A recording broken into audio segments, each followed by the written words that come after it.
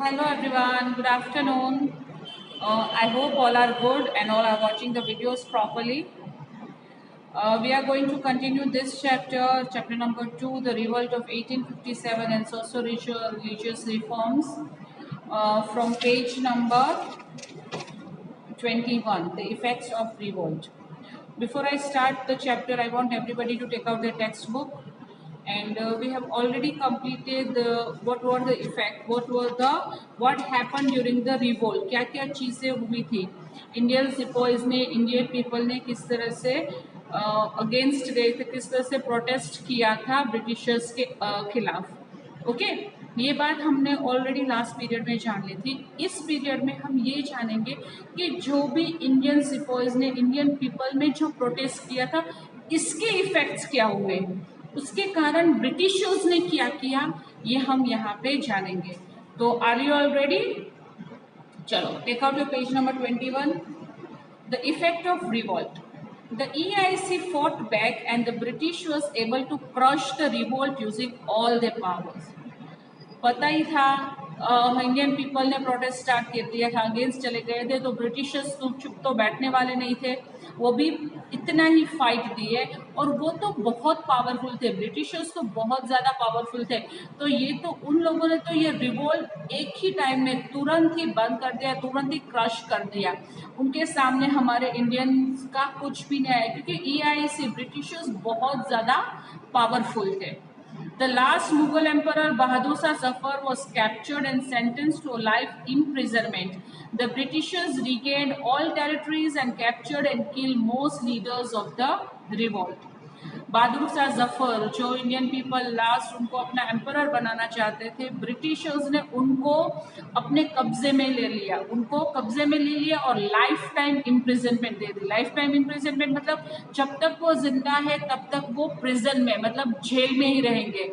Bahadur Shah Zafar, who was the last Mughal emperor, और जितने भी रिवॉल्ट थे, जो भी लीडर्स थे रिवॉल्ट के, उन लोगों की सारी जितनी भी उनकी लैंड थी वो सारी कब्जे में ले ली, और ज़्यादातर रिफॉर्मर्स थे, जो रिवॉल्ट वाले थे, उन सबको किल कर लिया, मतलब उन सबको मार डाला। किसने किया? ये सारी चीज़ें ब्रिटिशर्स ने की। Immediately after the revolt was suppressed, the rule of the English East India Company was ended. Okay, suppress मतलब दब गया। जैसे ही रिवोल्ट धीरे धीरे ब्रिटिशर्स ने अपने कब्जे में ले लिया, वो रिफॉर्मर्स को मार दिया, लास्ट मुगल एम्परर को अपने कब्जे में कर दिया, उसी तरह से जो भी रिवोल्ट था वो धीरे धीरे सप्रेस होता जाता था। सप्रेस होना मतलब दब गया, क्योंकि अब पीपल इतने पावरफुल नहीं रहते थे, और ईस्ट इंडिया कंपनी का भी एंड आ गया, और डायरेक्टली जो भी क्वीन थी वो इंडिया की एम्प्रेस बन गई, queen Victoria.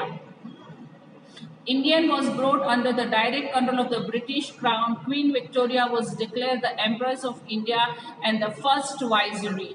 Okay, Lord Canning was appointed to govern India as a representative of the British Crown in India. East India company का एंड हो गया, और ब्रिटिश ने पूरा पावर इंडिया पे अपने कब्जे में ले लिया। ब्रिटिशर्स की जो रानी थी क्वीन विक्टोरिया, वो इंडिया की एम्प्रेस बन गई, मतलब इंडिया की क्वीन बन गई वो। और उनके जो रिप्रेजेंटेटिव थे लॉर्ड कैनिंग, वो हमारे इंडिया को अपने कब्जे में, मतलब उनका रूल चलने लगा। वाइजरी मतलब जो भी क्वीन कहती थी वो सारी बात लॉर्ड कैनिंग हमारे इंडिया में करने लगे। तो पूरा पावर ये रिवॉल्ट के बाद, 1857 के रिवॉल्ट के बाद पूरा पावर ब्रिटिशर्स ने अपने कब्जे में ले लिया। और क्वीन विक्टोरिया है, वो इंडिया की भी क्वीन, वो एक्चुअली इंग्लैंड की क्वीन थी, वो इंडिया की भी क्वीन हो गई, और लॉर्ड कैनिंग इंडिया के रिप्रेजेंटेटिव बन गए, ब्रिटिशर्स के रिप्रेजेंटेटिव बन गए हमारे इंडिया के लिए। तो ये हुआ इनका effect.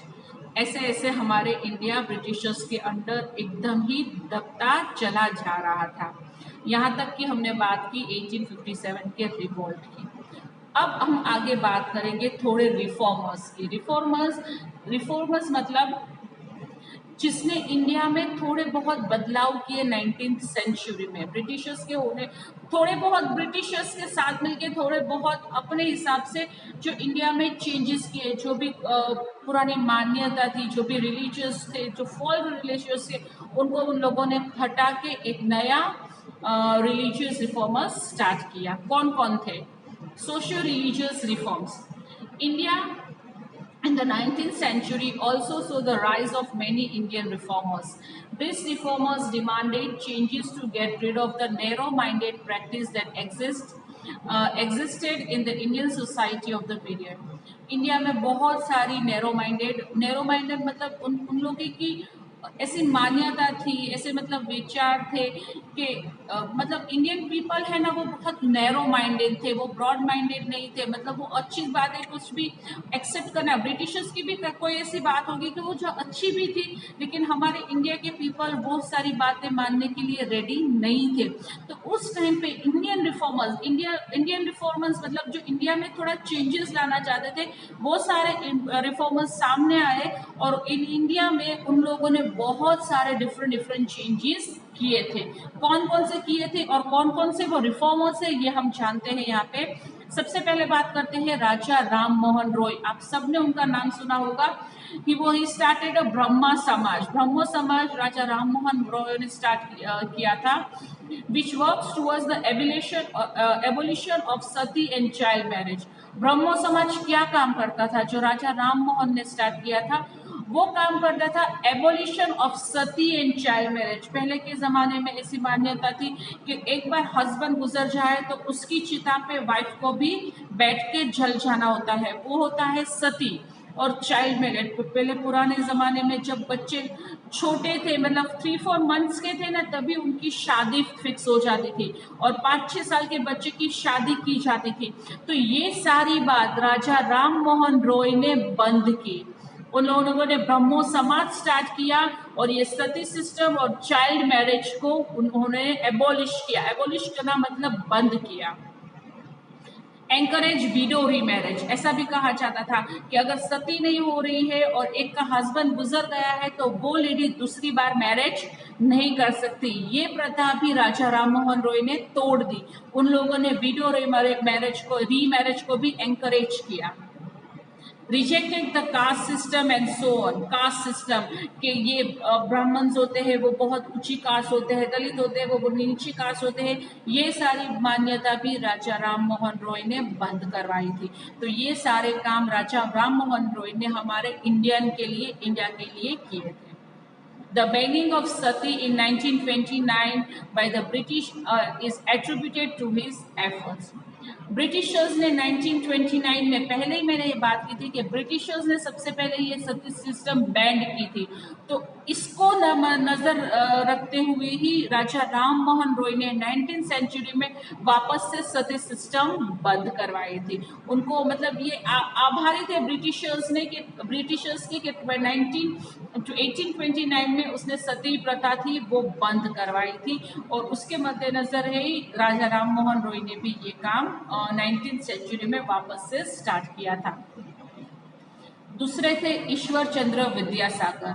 Fourth for the right of widows to remarriage. उनका सबसे पहली मतलब वो सबसे ज़्यादा लड़े थे विडो के रीमैरिज में। वो चाहते थे कि एक बार अगर कोई विडो हो जाए, विडो मतलब जिसका हस्बैंड गुजर जाता है, वो लेडी विडो कहलाती है। तो पहले ऐसा था कि एक बार कोई विडो हो जाए तो वो वापस से मैरिज नहीं कर सकते, लेकिन इसके लिए सबसे ज़्यादा फाइट की ईश्वर चंद्र विद्यासागर ने। Based on his efforts, the British official passed a law in 1856 permitting widow remarriage. He also believed that everyone should be allowed to study Sanskrit and not only the Brahmins. Britishers को भी ईश्वर चंद्र विद्यासागर की ये बात बहुत अच्छी लगी थी कि विडो को वापस मैरिज करना चाहिए, इसीलिए ब्रिटिशर्स ने 1856 में ये लॉ पास किया था। उस लॉ के जरिए कोई भी विडो है वो वापस मैरिज कर सकती है। और पहले के ज़माने में ऐसा था कि जो संस्कृत, हमारी जो मेन लैंग्वेज संस्कृत थी ना, वो सिर्फ ब्राह्मण ही स्टडी कर सकते थे, दूसरे नहीं कर सकते थे। लेकिन ये बाद में ईश्वर चंद्र विद्यासागर ने अगेंस्ट गए कि ऐसा नहीं है कि सिर्फ ब्राह्मण ही संस्कृत को लर्न कर सकते हैं, ये स्टडी कोई भी रिलीजन का कोई भी लोग संस्कृत को पढ़ सकते हैं। फिर थे स्वामी विवेकानंद, जिसका नाम आप सबने सुना है। Swami Vivekananda established the Ramakrishna Mission to help reform the Indian society and spread education. He recommended the caste system and believed in the essential unity of all religion. सबसे स्वामी विवेकानंद जो सबसे ज़्यादा एजुकेशन के लिए माने जाते हैं, उन्होंने इंडियन को एजुकेशन के लिए बहुत ही फोर्स किया और बहुत ही इंडियन सोसाइटी को एजुकेशन के लिए एनकरेज किया। और वो कास्ट सिस्टम में बिल्कुल नहीं मानते थे, वो ऐसा मानते थे हर एक को एक ही कास्ट है और सबको सब रिलीजन को यूनिटी के साथ रहना है, हमेशा एक सबको एक नज़रिए से देखना है। देन है दयानंद सरस्वती, फाउंडेड आर्य समाज इन 1875। आर्य समाज के फाउंडर है दयानंद सरस्वती, जिसने 1875 में आर्य समाज की स्थापना की थी, एस्टैब्लिश किया था। He attacked the custom of child marriage, he fought against idol worship and oppose the caste system. जो चाइल्ड मैरिज के बिल्कुल ही खिलाफ थे, वो ऐसा मानते थे कि कोई भी मूर्ति, आइडल वर्शिप मतलब कोई भी मूर्ति को पूजा मत करो, और कोई भी कास्ट को, मतलब कोई भी कास्ट ऐसा नहीं होती कि ये मूर्ति को पूजा करे तो ये हिंदू है, ये मुस्लिम है, वो किसी भी कास्ट में नहीं मानते थे, वो हर एक कास्ट को एक समान मानते थे और वो सबसे ज़्यादा चाइल्ड मैरिज के अगेंस्ट थे। इसके लिए उन लोगों ने आर्य समाज फाउंड किया था 1875 में। Turn the page if you are in a book. Annie Besant was a president of the Theosophical Society in India. जो Theosophical Society है, जो मानती है कि गॉड है, जो भी है वो गॉड के जरिए है, वो सोसाइटी के प्रेसिडेंट थे Annie Besant. She was a champion of women's right and woke against the child marriage. Women rights के लिए वो बहुत ही लड़े थे और वो भी चाइल्ड मैरिज के अगेंस्ट थे। Syed Ahmed Khan started an Aligarh movement. Aligarh movement क्या थी? Aligarh movement, it was established for the modern society, education of modern society for Muslims।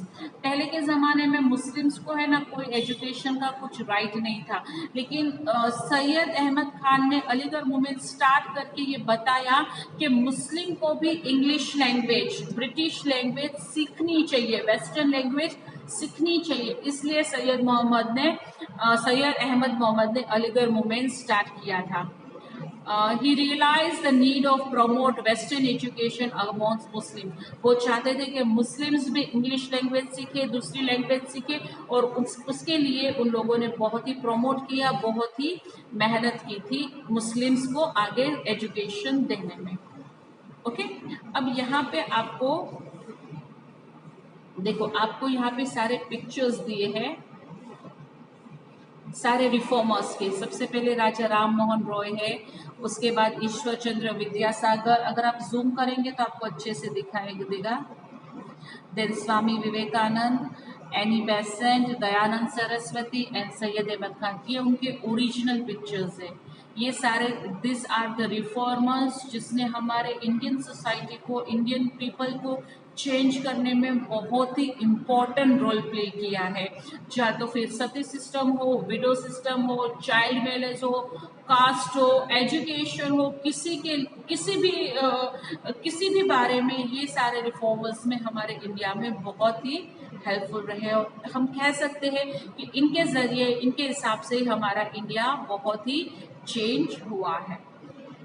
I hope यहाँ तक की बात आपको क्लियरली समझ में आ गई होगी, ये चैप्टर आपको क्लियरली समझ में आ गया होगा। अगर आपको फिर भी कोई डाउट है तो आप मुझे पूछ सकते हैं। ओके, यहाँ पे मैं आपको एक्सरसाइज दे रही हूँ करने के लिए। I understand. The name of some social religious movement organization from the 19th centuries are given below. Write the name of the social reformers associated with each other. यहाँ पे जो मूवमेंट हुए थे 19th सेंचुरी में reformers में जो movement बनाए थे वो सारे नाम दिए हैं. वो मूवमेंट कौन से रिफॉर्मर में बनाए थे, वो रिफॉर्मर कौन थे उनके, वो उनके नाम आपको मुझे लिख के देने हैं. Aligarh movement, theosophical society, Arya Samaj, Ramakrishna mission, ब्रह्म समाज एंड प्रार्थना समाज. ठीक है, आप मुझे सामने उसके नाम लिखे कि उनके रिफॉर्मर्स कौन थे और फिर मुझे आप व्हाट्सएप में भेज सकते हैं. आई होप आपको ये पूरा चैप्टर्स जो हमने सेकंड चैप्टर किया उसमें इंडियन पीपल ब्रिटिशर्स के सामने किस तरह से लड़े, किस तरह से उसने रिवॉल्ट स्टार्ट किया, उसके इफेक्ट क्या हुए, ब्रिटिशर्स ने उसका किस तरह से जवाब दिया, वो सारी बात तो हमने जानी. साथ साथ में इंडियन रिफॉर्मर्स जिसने इंडियन सोसाइटी को चेंज करने की कोशिश की, वो भी हमने यहाँ पे क्लियरली जान लिया है. अगर आपको फिर भी कुछ डाउट्स हो, कुछ भी प्रॉब्लम हो तो प्लीज़ मुझे आप व्हाट्सएप में पूछो या फिर कमेंट्स बॉक्स में पूछ सकते हो. I get you again in the next period. Till then bye bye.